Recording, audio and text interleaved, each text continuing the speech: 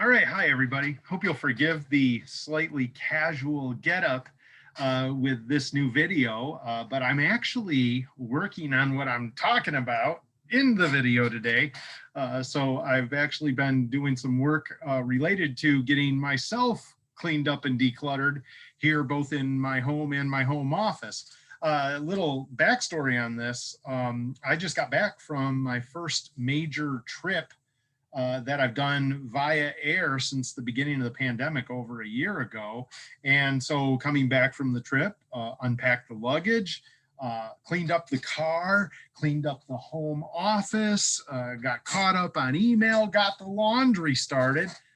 And that whole momentum thing started rolling. And then the next thing you know, I'm actually cleaning out our upstairs closet, switching out all of the snow pants and winter coats and jackets for all of the spring sweaters and rain jackets. Hey, and got everything put into storage.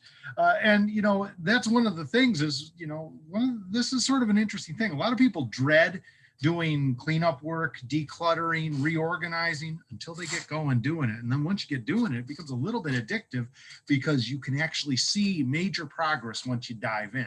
So let me give you my top 10 tips for giving you some motivation to start your own spring cleaning. All right, number one, and this is the classic that I teach in all of my programs.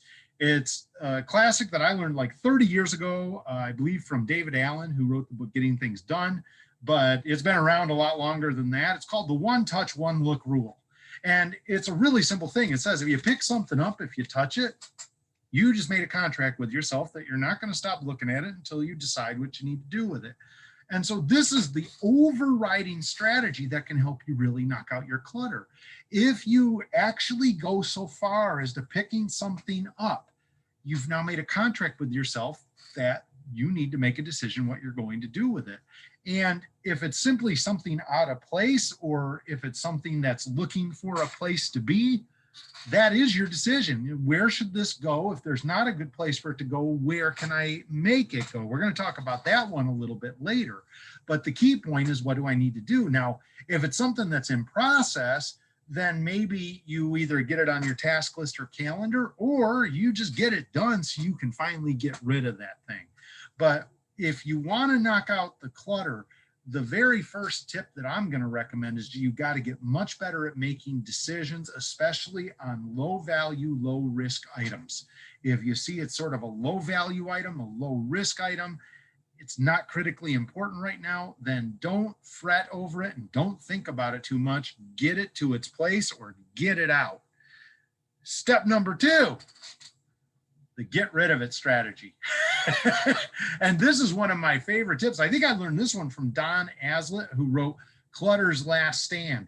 And it's a really good rule for helping you understand whether you should own something or not own something. It's called the twice a year rule. And it's been something that's really helped me with getting rid of stuff. And I actually need to sort of roll through the house here and the garage again pretty soon to go through this. What the twice a year rule basically says is this: if you don't actively use something at least twice a year, you shouldn't own it in the first place. And if you need it, you should rent it. So all of you thinking about buying a boat, you going to use it at least twice this summer? If not, maybe you go rent the boat. And the whole premise of this is that a lot of us start gathering stuff that we never touch or use, and then it starts filling up storage. And in his book, he made a really interesting thing. You're paying for that storage in terms of floor space. Now, what happens is, they always say Americans have a bit of a silly habit. We buy a really big empty house and then we spend the rest of our lives filling it up with stuff we never touch or use. And I just want to challenge you on that. You want to declutter in both work and life. Don't have stuff you're not actively using. And periodically, every few years or so, go through and see if there's things that you used to use that you've now moved on to different things. And then it might be time to consider, is it time to let those things go? All right, so that's twice a year rule. Now, another one. This is just a really solid rule. Everything's got to have a home. Now, when I say a home, a place where it belongs. And so part of your decision-making process is, where should this be when it's called put away? And the key thing about, there's two reasons you want to have home. One, it just naturally reduces the clutter. Stuff's not just all over the place haphazard. But the other critical reason that things have a home is that you can find them when you need them. And the classic example, we built a cubby right by the entry door to our house, and that's where I always put my keys to my car. Then I'm not scrambling looking for the keys, because if I'm doing it right, it's there. And I've even made a deal with my other family members. Hey, if you ever see my keys out of place, can you please just do me the favor and go move them where they belong? So that way I won't lose my mind when I can't find them. You know, so try to think about that, but then take that another level by looking at anything that's clutter that's around you, both in your office or at home, and ask yourself, does this place need a home? What is the home? If there's not a home, where should the home be? Make homes for your items. And remember, if you combine this with the twice a year rule, it's really interesting. If you're using it at least twice a year and you know it's home, you're going to get pretty adept at knowing where your stuff is and maybe even using it more often because you know where you put it. Number 4, learn and know all of your options for local disposal, donation, and recycling. It's kind of hard to get rid of stuff if you don't know where to get rid of it. And, you know, one of the things that I wish I would have done a little bit sooner when we first moved here to East Lansing, Michigan, was do some research on all of the options that were available, because I've become pretty good, but it took me like, you know, 10 to 15 years to get pretty good at knowing how to get rid of my stuff. Now, I actually am put in a PDF for my local friends, but it might give you ideas, even if you don't live in the local community, where I'm taking everything. And actually, if you live here locally and you know something that I don't know that needs to be added to my list, please let me know. That would be very, very useful. All right, number 5, set up dedicated storage for seasonal items. Now, this is interesting. I told you about how I moved the winter stuff downstairs into storage, and I moved the spring jackets and sweaters upstairs into the active closet. A couple weeks ago, we had a nice, beautiful stretch of weather. I did the same thing by taking all of our holiday decorations and lights that were in boxes in the back of the garage, moved the car out. I actually hired a handyman to, you know, modify the attic of our garage to turn it into extra storage. It was sort of a dead space. And that, I guess, is a mini tip right there. Look for dead spaces in your home that you might be able to turn into some sort of a storage and organization space. Actually had them install plywood floors in the already set up attic area, put in a drop panel door, and that's where I put all my seasonal stuff. You know, like all of our Christmas decorations, all of our Halloween decorations, all of our, you know, like patio umbrellas for the summertime, even things like life jackets for the boat, you know, just stuff that you need it down in the active area when it's the active time of the year. But then when it's not the active time of the year, you got a place to put it so it's out of the way, and you're switching it if you live in a place where there's a change of seasons. We also have the same kind of storage in the back of our basement for the indoor stuff. So basically, I've got all the outdoor stuff up in the garage storage, and the indoor stuff is in a storage area, and it just flips and rolls through the year. So think about whether you've got a dedicated plan for seasonal storage and seasonal items, and if not, that would be a really good plan for you to look into and formalize a little bit. Now, I said the pick and roll, I said the flip and roll on the last time. Now I'm going to talk about some basketball here. No, we're not talking about basketball. What we're talking about is pick an area of your house. There's always going to be some place that needs a cleanup or decluttering. Everybody's got it. It's never going to stop. Okay. Humans are really good at gathering things.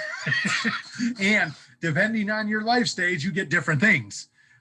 So what I recommend that you do is you make this just a habit. There's always a target, and you want to always find a target where you can go next, either at work or at home or both, of what you're going to clean up next. Maybe it's a drawer at your office desk. Maybe it's that stack of stuff you know needs to be filed or shredded or scanned.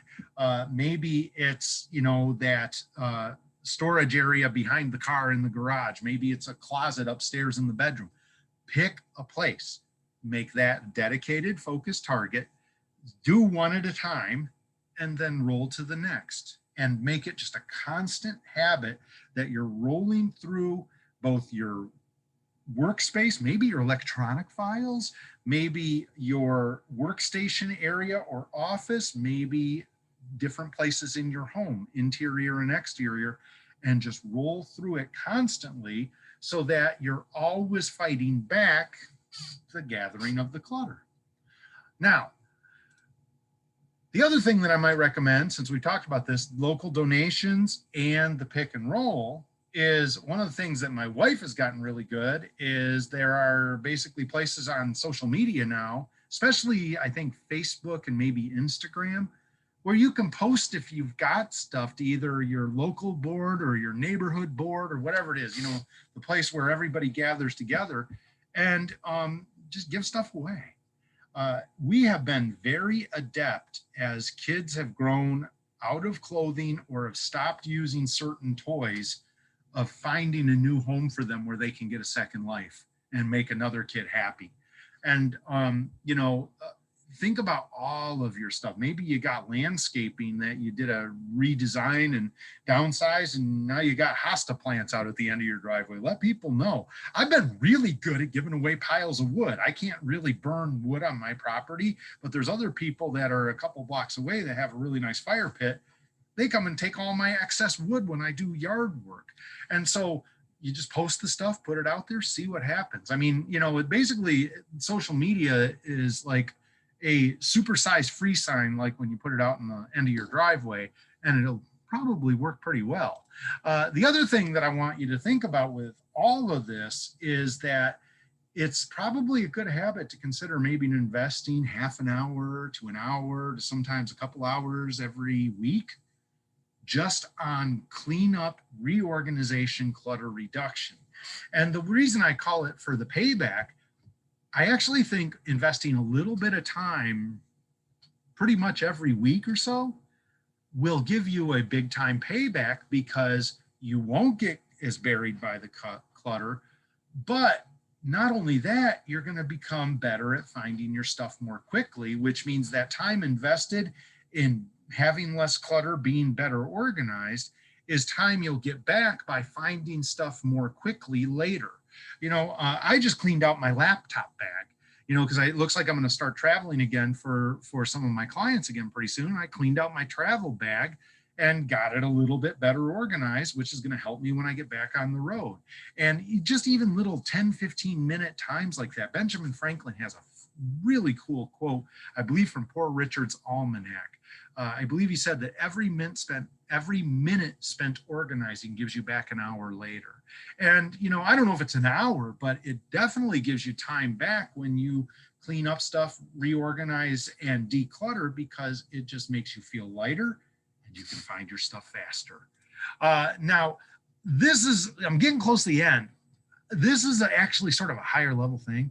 One thing that's interesting about your own clutter and your own mess is that you may stop seeing it.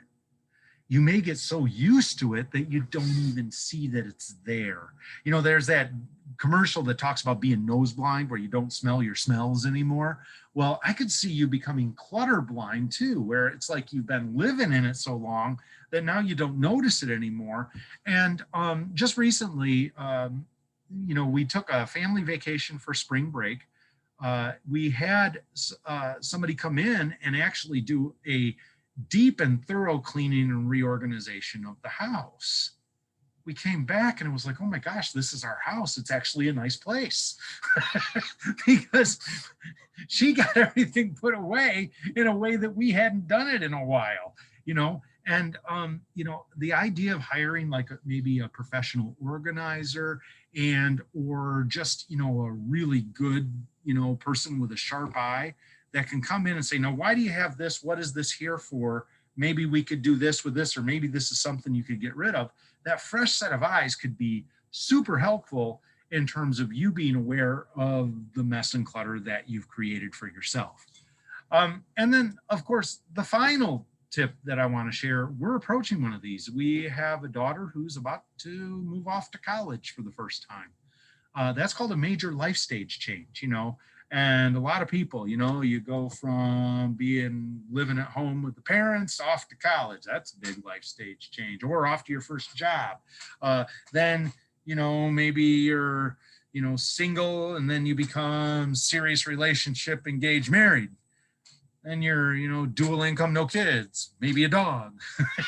Then suddenly you got a baby in the house. Suddenly you got 2 babies and one of them's getting bigger. Suddenly you got little kids with all their stuff. And every single time you get a bunch of other stuff, and people give you stuff.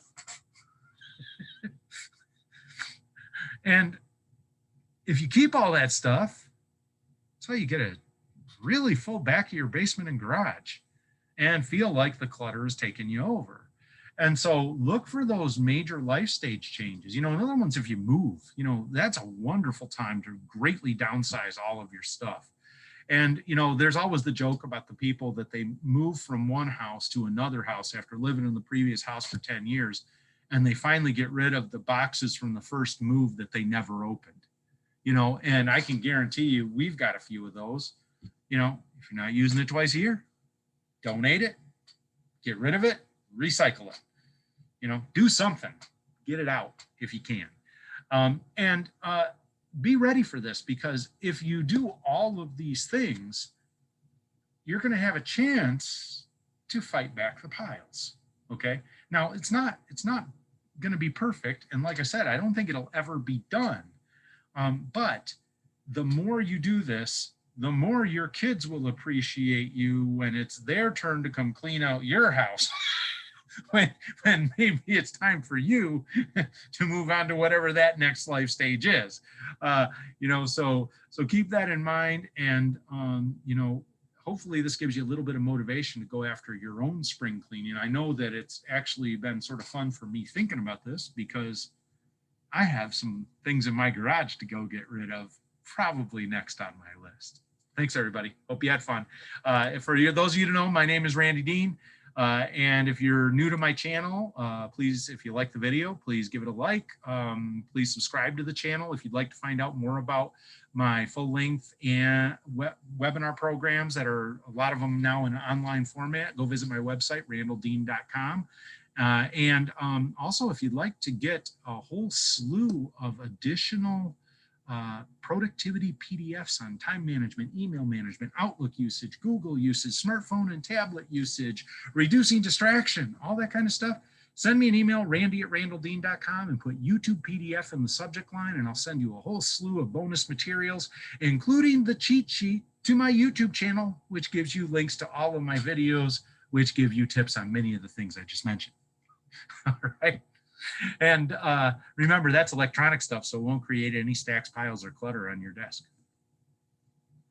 Good luck to you. Hope you get rid of that mess now. Bye now.